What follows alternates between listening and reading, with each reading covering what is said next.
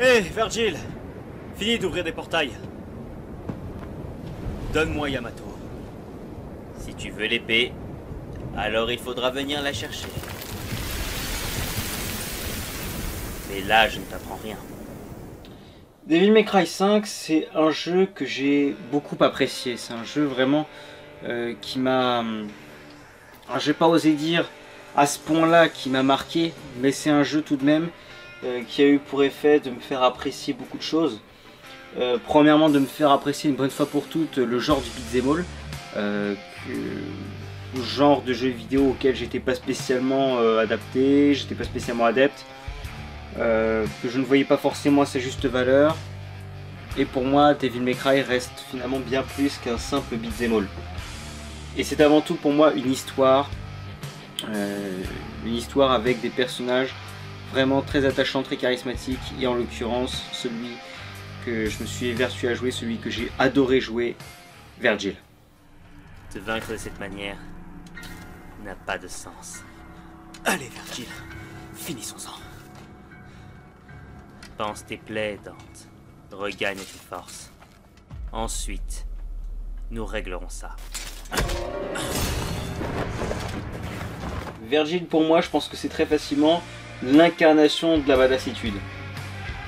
C'est un personnage vraiment intéressant, très sombre, mais qui n'est pas sombre juste pour l'être, qui est sombre parce qu'il a vraiment une bonne raison de l'être. Un personnage très intéressant et surtout qu'on prend plaisir à voir évoluer quand il est en train d'évoluer, si c'est pas juste piquer une colère parce qu'il n'a pas assez de puissance.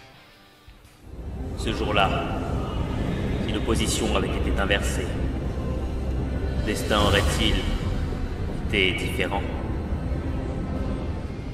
Ce personnage m'a vraiment fasciné parce qu'il avait un passé plein de côtés complexes et surtout il avait un charisme, une badassitude, je sais que le mot se dit pas mais je m'en fous, une badassitude franchement impressionnante.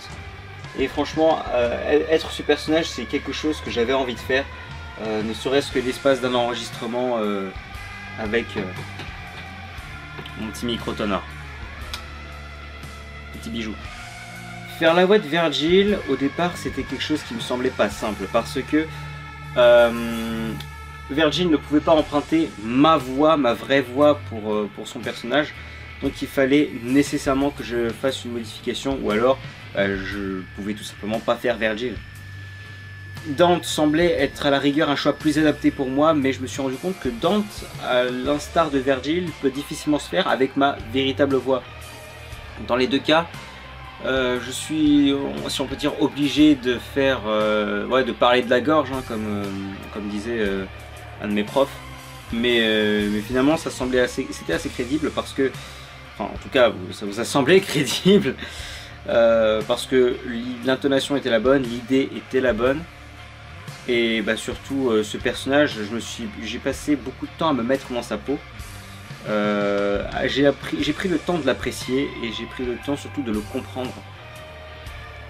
Et je pense qu'aussi bien dans le domaine du doublage, quand on a un personnage de jeu vidéo dont on doit être la voix, à l'instar d'un personnage qu'on doit connaître dans un script au cinéma ou si c'est un personnage adapté d'une œuvre déjà existante, il faut apprendre à le connaître, il faut pouvoir l'analyser pour mieux l'interpréter. Comprendre Virgil, c'était pas en soi une très grande épreuve, à vrai dire c'était même extrêmement facile. Je me souviens pas avoir eu de difficultés réelles à comprendre Virgil et à finalement pouvoir me mettre dans sa peau, même si je suis très loin d'avoir vécu la même chose que lui. Le plus dur forcément ça a été d'avoir une voix qui correspondait au personnage. En soi, l'idée était vite trouvée parce que j'avais déjà une base qui était justement la version anglaise de Virgil, qui était tout simplement la voix incroyable de Daniel, je vais essayer de le dire correctement, de Daniel Southworth, qu'importe, Daniel Southworth, qui est un acteur qu'on a retrouvé notamment dans Power Rangers. Me demandez pas lequel de Power Rangers, j'ai complètement oublié, il y en a eu tellement des Power Rangers que... Ouais, j'oublie vite. Et évidemment, on l'a retrouvé en tant que motion capture de Virgil dans DMC3, 4 et évidemment dans le DMC 5, en plus d'être sa voix officielle depuis le DMC 3 et d'être forcément en tant que Vergil, un Vergil vraiment exceptionnel, un Vergil avec vraiment une qualité d'acting, une qualité de voix vraiment impressionnante qui force l'admiration et qui force un peu à l'imitation, je dois le reconnaître. C'était difficile d'avoir mon propre Vergil, d'autant que je ne voyais pas ma vraie voix s'implanter dans le personnage, donc je me suis contraint à faire quelque chose que je sais qu'il ne faut pas faire d'habitude. Mais qu'exceptionnellement je me suis permis parce que j'aime tellement Vergil, je voulais tellement faire ce personnage qu'il fallait que je m'y force. J'ai commencé par l'imitation. Si tu veux l'épée, alors il te faudra venir la chercher. Mais j'imagine que je ne t'apprends rien. If you want it, then you'll have to take it. But you already knew that. Combien de fois nous sommes-nous battus? How many times have we fought? Dans un premier temps, j'ai essayé d'apprendre. Je ne vais pas me donner la prétention d'y être arrivé parce qu'après tout, chaque voix est différente et puis surtout celle de Daniel Southworth est vraiment particulière. Mais j'ai essayé d'apprendre à imiter la voix de Daniel Southworth, du moins en tant que Vergil. Donc très souvent je me suis entraîné à répéter des phrases de Vergil dans le DMC 3 ou 5 avec son intonation, sa voix, enfin en essayant d'imiter sa voix, sa façon de parler, sa façon vraiment de faire le personnage, d'être le personnage.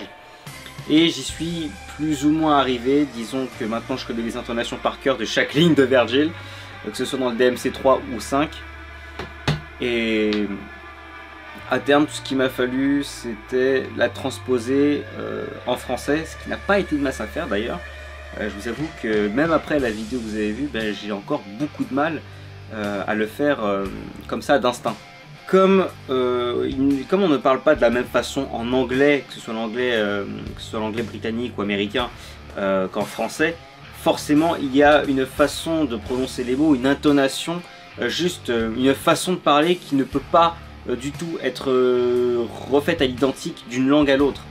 Résultat, tout est un travail d'adaptation. Le travail d'adaptation en soi, ça a été de pouvoir reproduire les intentions qui étaient dans les voix, enfin qui étaient dans les phrases, et donc le phrasé, la façon de faire de Vergil, ou de Dan si vous préférez, en français. Et ça n'a pas été simple du tout, parce que plusieurs fois durant l'enregistrement, il m'est arrivé de vouloir dire en français ce que Vergil aurait dit en anglais et de me rendre compte que ça sonnait faux, que ça sonnait pas bien, qu'il manquait quelque chose. Et à chaque fois que ça m'arrivait, j'arrêtais l'enregistrement et au lieu de le faire en français, je refaisais les phrases en anglais avec exactement, vu que je la connais par cœur, la même intonation, la même façon de faire que Vergil dans sa version originale. Je réanalyse, je me dis d'accord, j'ai loupé ça, j'ai loupé ça, j'ai loupé ça, je vais changer ça. Et ensuite, je réadapte en français. Et là, ça donne un résultat que je considère présentable à ce niveau-là. If you want it, then you'll have to take it. But you already knew that. If you want it, then you'll have to take it. But you already knew that.